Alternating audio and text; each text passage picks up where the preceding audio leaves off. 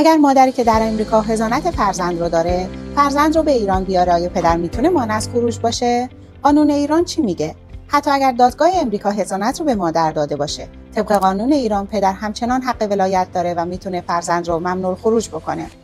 ایران تابعیت مضاعف رو قبول نمیکنه. بنابراین اگر پدر ایرانی باشه، بچه فقط ایرانی محسوب میشه، حتی با پاسپورت امریکایی. بنابراین اگر پدر درخواست بده، نام فرزند در سیستم گذرنامه ایران ثبت میشه و حتی با پاسپورت خارجی هم اجازه خروج نداره.